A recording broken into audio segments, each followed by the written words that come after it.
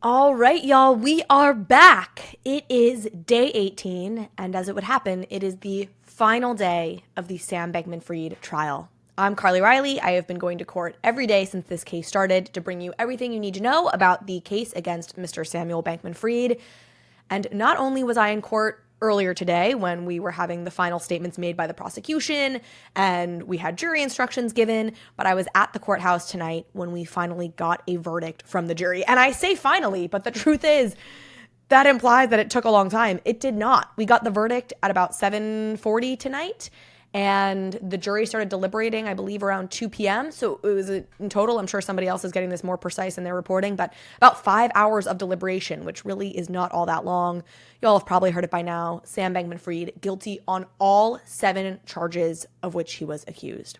So we are going to talk about each of those 7 charges. We're going to talk a little bit about what they mean and the evidence for each of them briefly. I don't think this will be a super long video because I don't want to bog us down in too many legal details when the outcome we now know. But before we get into that, I do actually want to talk a little bit about the reaction at the courthouse today, some of the observations, some of the other stuff that's going on, my reaction, frankly, all of that good stuff. And if you're enjoying this, please do like, subscribe, comment. If you're on YouTube, you can also subscribe on the podcast version. If you are on YouTube, you may have noticed that the YouTube page has gotten a bit of a rebrand. I will talk about that at the end of this episode. So if you're interested in hearing a little bit about what's next for me and for this channel, please do stay tuned until the end where I will speak a little bit about that. All right, with all of that said, I got back probably, 30 minutes ago from the courthouse. I was not in the courtroom when the verdict was delivered. I was outside so that I could be tweeting and doing other things with my phone.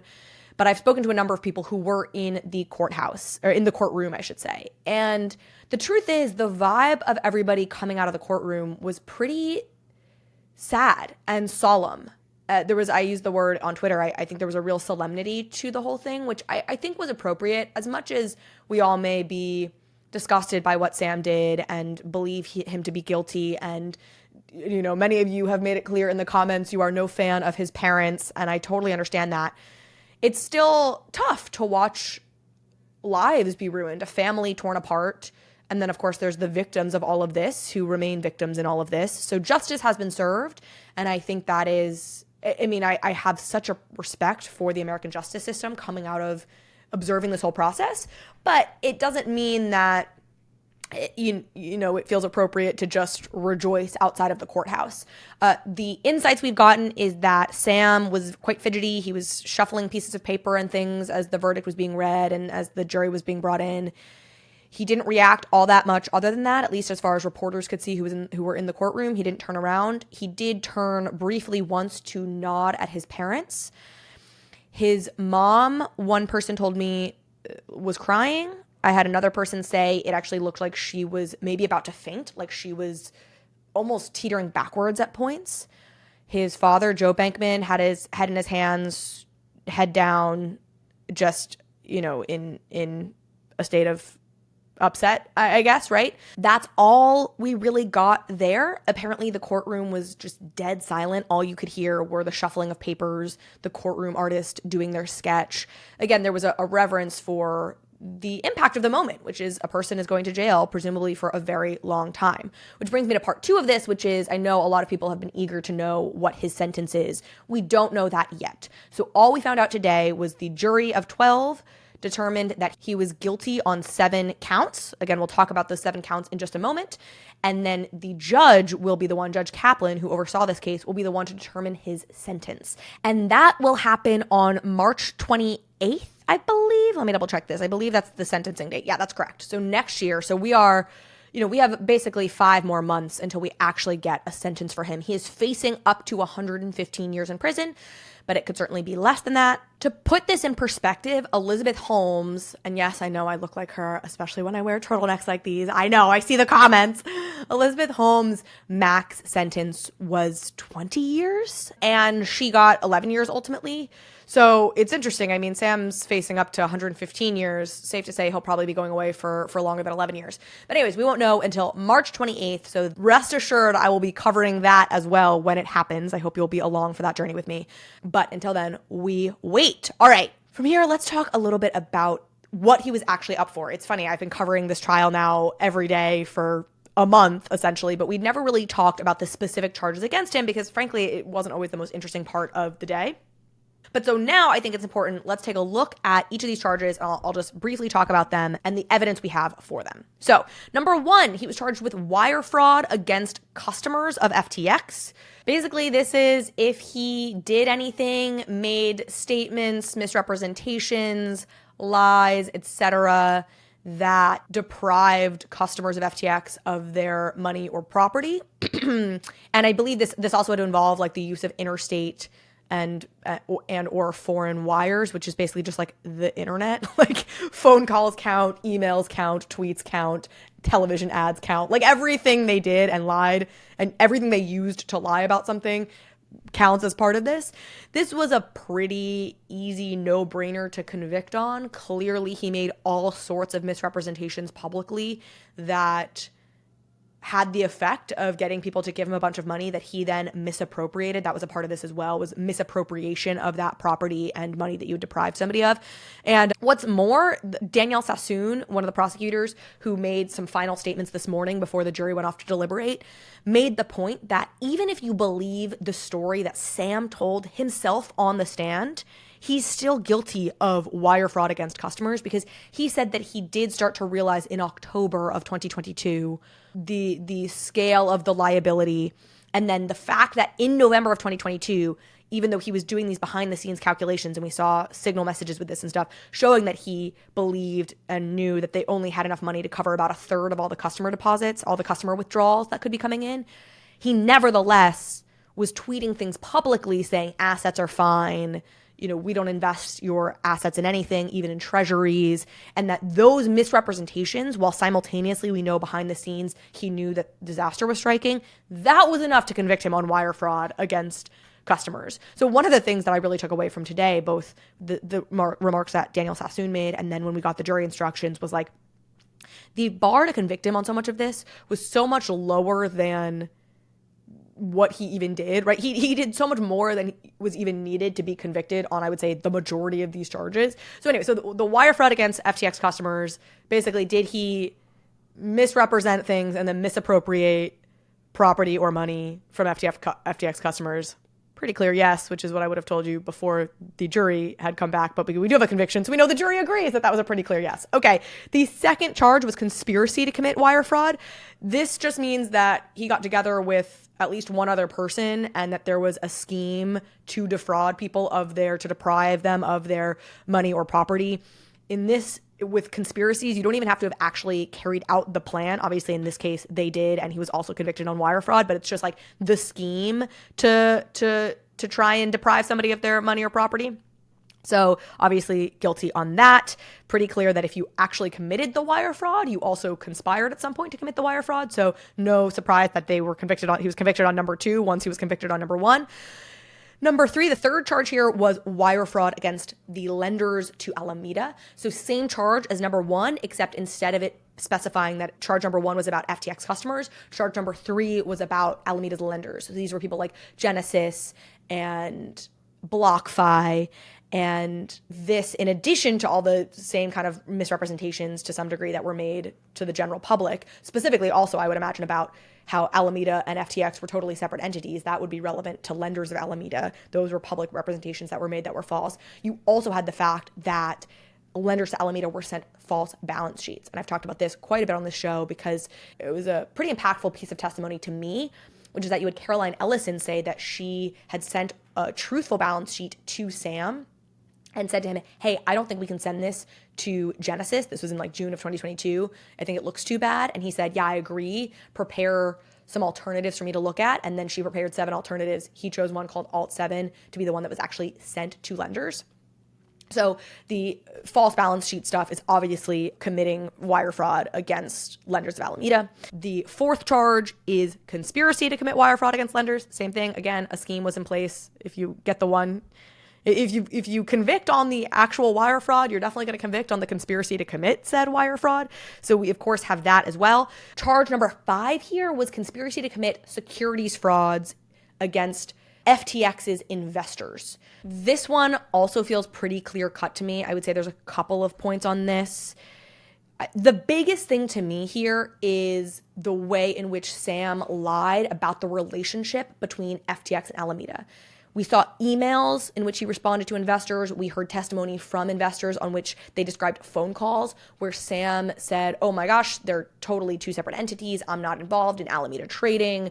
We're kept at arm's length. Alameda is just like any other customer on the FTX exchange, et cetera, et cetera, et cetera.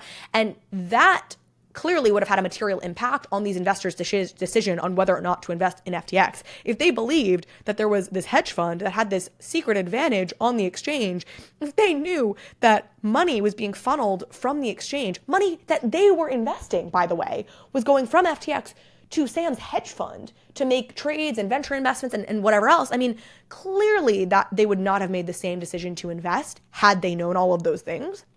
The other piece of evidence that you could point to here would be that in 2021, so at the end of 2021, Sam instructed Nishad to backdate Serum's staking fees on the exchange so that they could boost their 2021 revenue numbers by about $50 million, pushing it from about $960 million to over $1 billion for 2021. Now, most investors came in 2021, so they wouldn't have seen any false revenue numbers. Any investors who came in 2022, however, and there were some, would have been given false revenue numbers. Now, obviously that's bad. To me, I don't know that I actually believe any investors would have chosen not to invest because the revenue in 2021 was 960 million as opposed to $1 billion. Like, when you talk about numbers of that scale, I actually don't think that would have been a hugely determining factor. Doesn't mean you can falsify revenue numbers, but my point just being like, that's why for me, the way he misrepresented the relationship between FTX and Alameda is actually the bigger piece of the investor fraud there. And investors asked, I mean, we saw emails, like they were clearly concerned about the conflict of interest between FTX and Alameda, and Sam did nothing but to reassure them about, well, it's all fine, it's all fine, it's fine. It's all fine. Okay, charge number 6 was conspiracy to commit commodities fraud against customers of FTX. This is a manipulative scheme or artifice to defraud.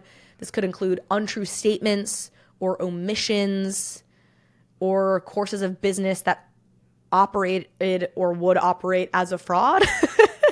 I like some of these, again, this is where I'm like, I'm not a lawyer, and so I'm just like going off of the information that we have in the transcript and the things that Kaplan said today in the jury instructions in the charge.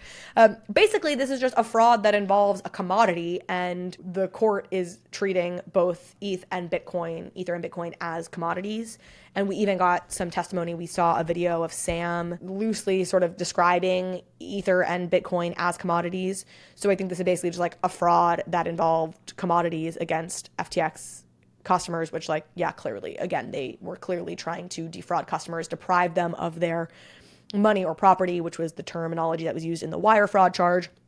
And they were clearly trying to deprive them of their cryptocurrency to then be misappropriated, which is exactly what happened. So this was a conspiracy. I don't know if I said that. Conspiracy to commit commodities fraud. Also found guilty on this charge. Again, seems right to me.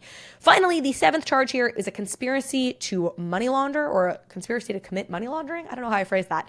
And there's actually 2 pieces of this. There's concealment money laundering, and there's wire frauds proceed money laundering. The thing to know about this charge is this is actually only relevant if they found him guilty of charge number 1, which is that wire fraud against customers charge.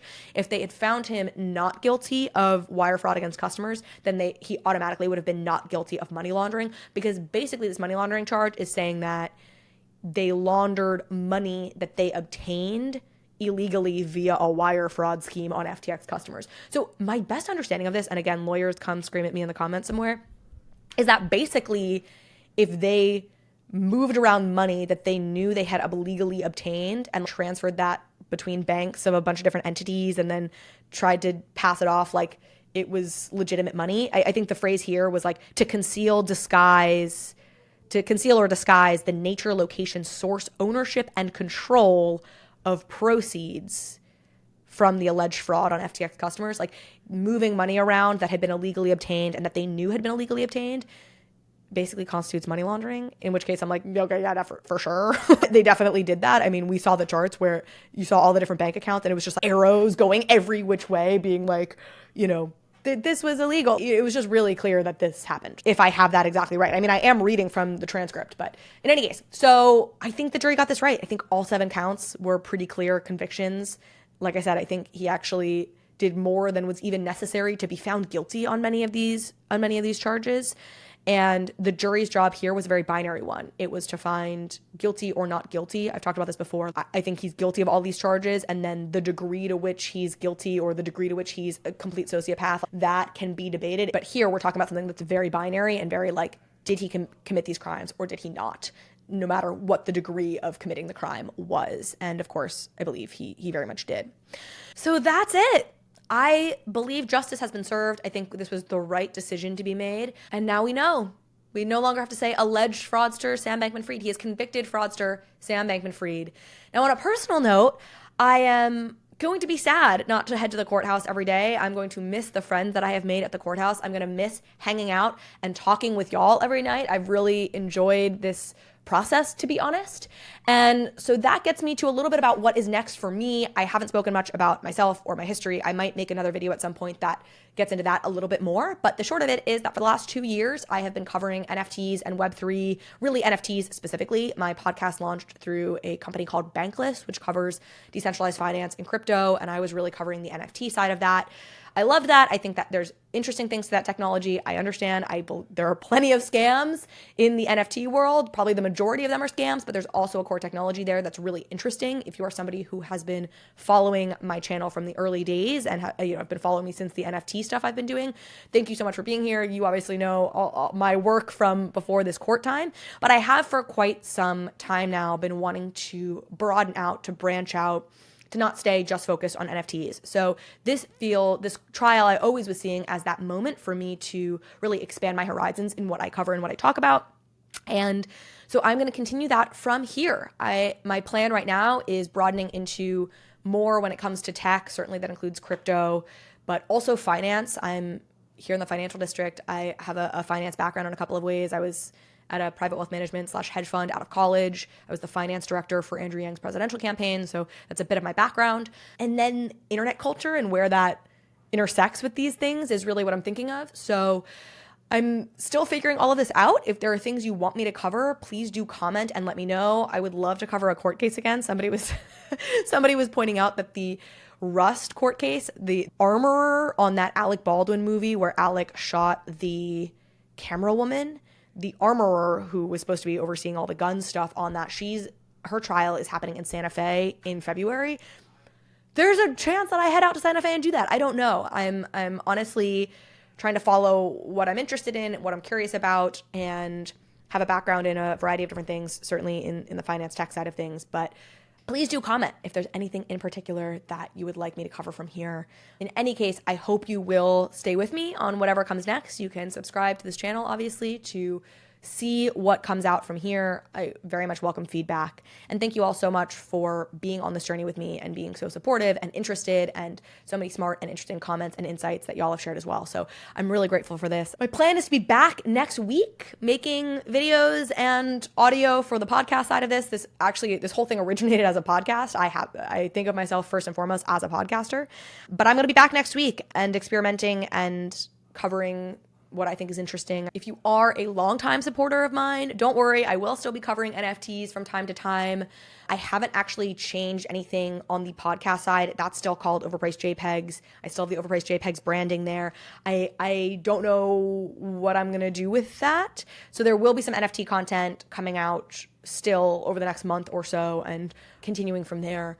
But this is a bit of a transition point for me, and I'm really grateful to everybody who has supported me up to this point. And with that, folks, it's time for me to sign off. Thank you so much for being here, and I will see you next week.